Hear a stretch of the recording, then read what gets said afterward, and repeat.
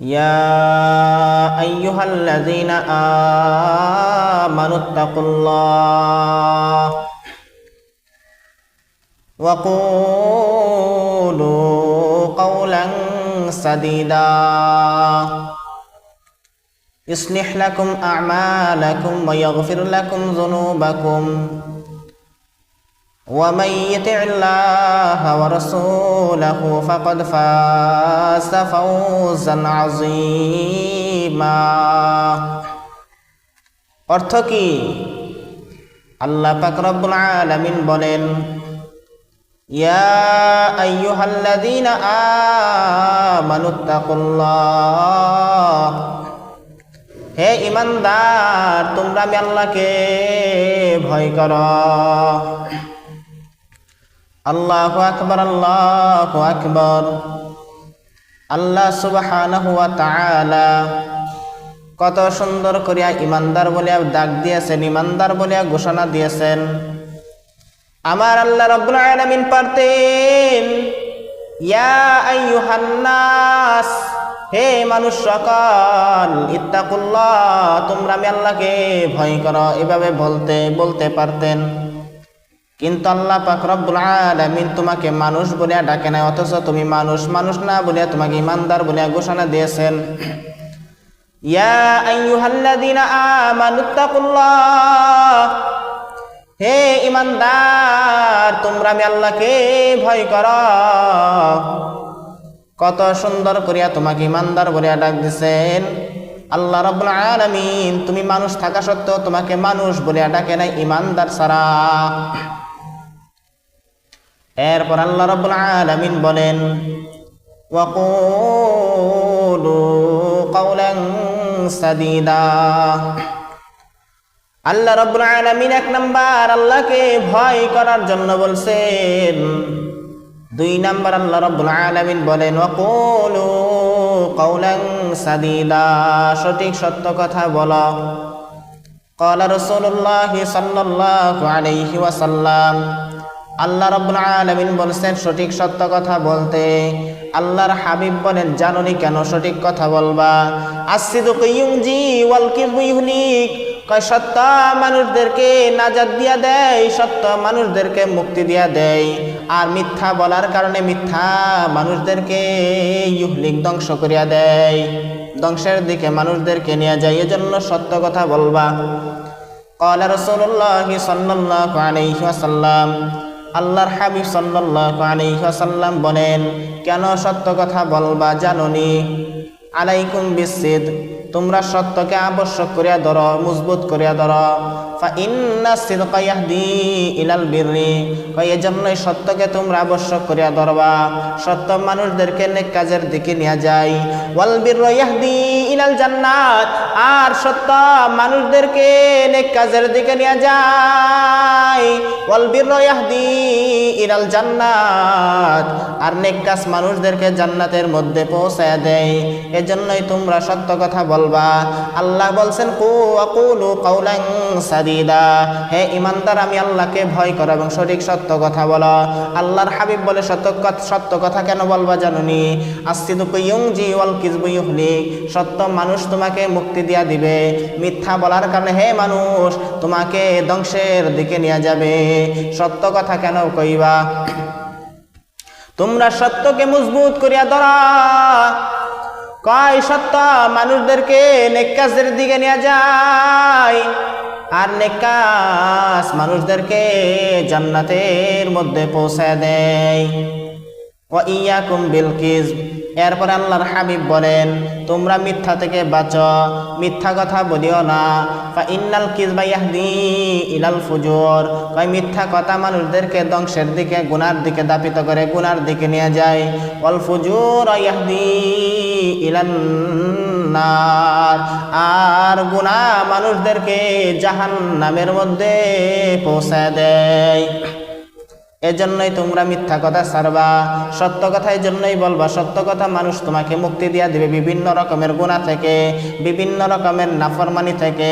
হে গোলাম, এজন্যই আল্লাহ রাব্বুল আলামিন বলেন, ওয়াকুলু কাওলান সাদিদা।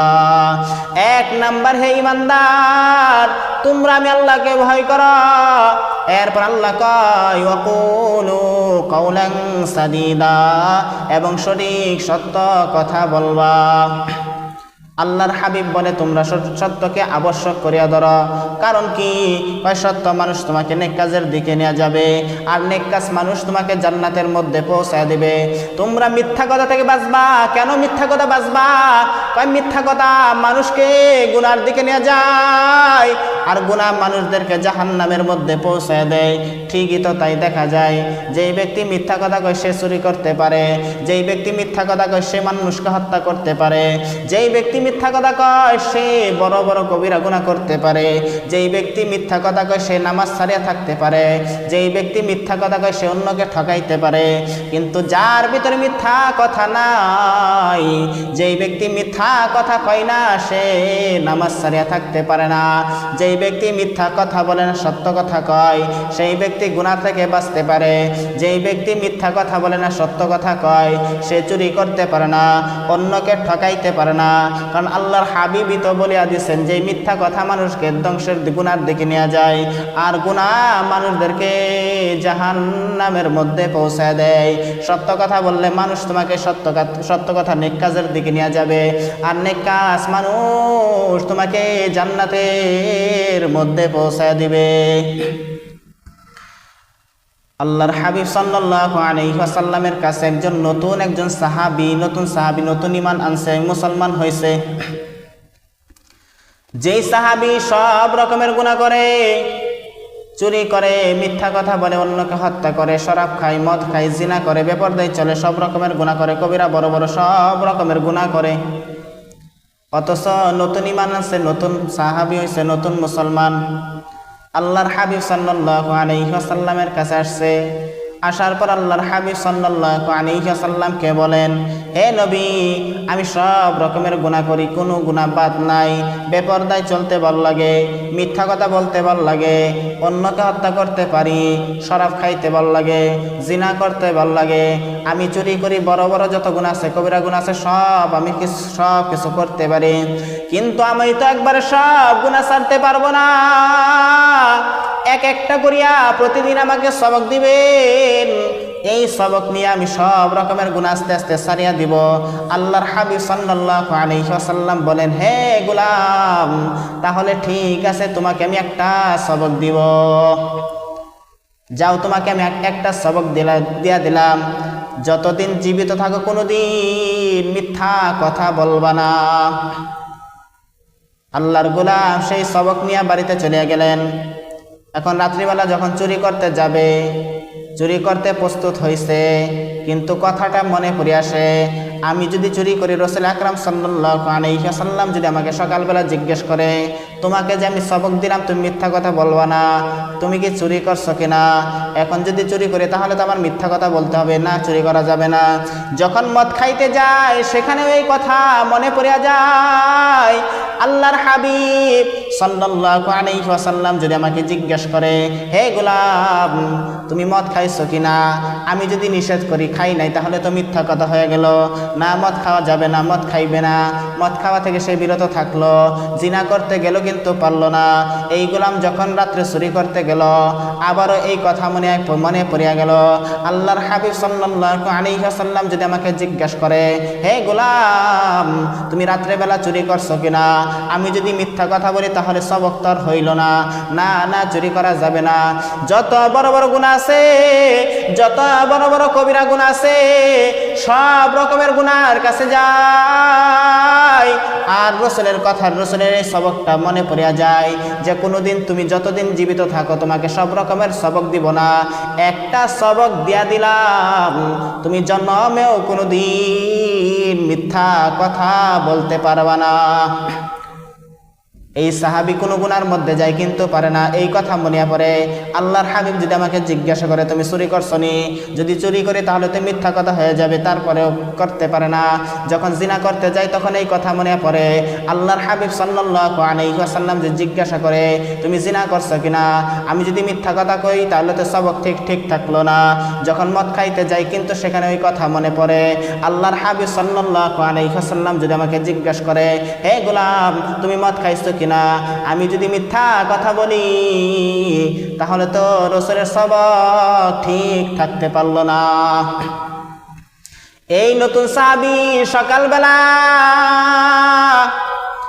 আল্লাহর হাবিব সাল্লাল্লাহু আলাইহি ওয়াসাল্লামের দরবারে যায়, যাওয়ার পর বলেন ऐसा सबक सिखा दिया तूने, ऐसा सबक सिखा दिया तूने, दिल से मुझको भुला दिया तूने, दिल से सब कुछ भुला दिया तूने। আল্লাহর হাবিব সাল্লাল্লাহু আলাইহি ওয়াসাল্লাম কে বলেন ऐसा सबक सिखा दिया तूने, এমন একটা সবক হে নবী আপনি আমাকে শিখায় দিয়েছেন, দিল সে সব কুছ বলা দিয়া তোনে, দিলের মধ্যে যত রকমের অপরাধ ছিল, যত রকমের অন্যায়, যত রকমের গুনাহ ছিল, সব গুনাহ আপনি একটা সবকের মাধ্যমে সব মুছিয়া দিয়েছেন। আল্লাহু আকবার, আল্লাহু আকবার। একটা মিথ্যা কথা সারার কারণে বেড়া সব গুনাহ থেকে বাইসা গেছে।